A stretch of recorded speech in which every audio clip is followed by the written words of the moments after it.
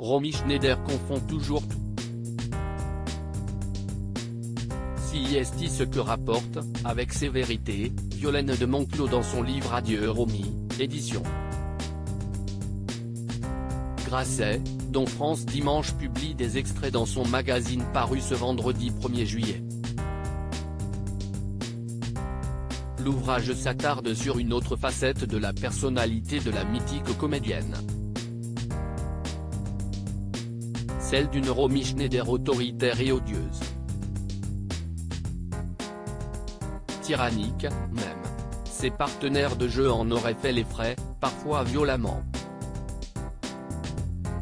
Yves Montand, Claude Brasseur et Harvey Keitel pour ne citer qu'eux auraient gardé un mauvais souvenir de Romy Schneider, ce qui n'a pas empêché le premier de donner la réplique à celle-ci à plusieurs reprises. Visiblement, la mère de David Mayonne et Sarah Biasini aurait également noué des liens particuliers avec ses maquilleurs. Violaine de Monclos révèle les liens très étroits, voire presque malsains que la star entretenait avec ses maquilleurs préférés qui, à la fin de sa vie, avaient de plus en plus de mal à cacher les marques de sa consommation d'alcool et du manque de sommeil sur son visage, écrivent nos confrères.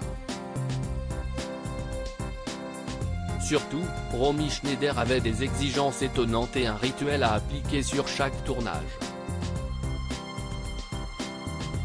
Dans la loge, d'un tournage à l'autre, le cérémonial est toujours le même, Romy ouvre son pick-up, y glisse un disque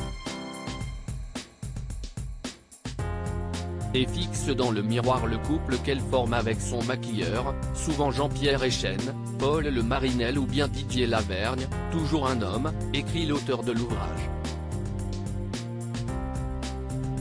Ces exigences de Romy Schneider envers ses maquilleurs pendant ses séances, l'ex d'Alain Delon exige de ses maquilleurs qu'ils ne l'appellent que par le prénom de son personnage. Et elle refuse qu'il travaille pour d'autres personnes. Romy Schneider aurait même envoyé une lettre de rupture à l'un d'eux lorsqu'elle a appris qu'il maquillait une autre actrice. Elle confond toujours tout. D'ailleurs, à tous ces gens qui, sur les tournages, s'affairent autour d'elle, elle offre sans arrêt des petits cadeaux, un livre, un châle, une montre qui lui appartiennent, gentillesse aliénante, transfert de biens un peu troublants, qui sont aussi une manière de tisser sa toile, estime Violaine de Monclos qui semble voir le mal dans chacun des faits et gestes de Romy Schneider.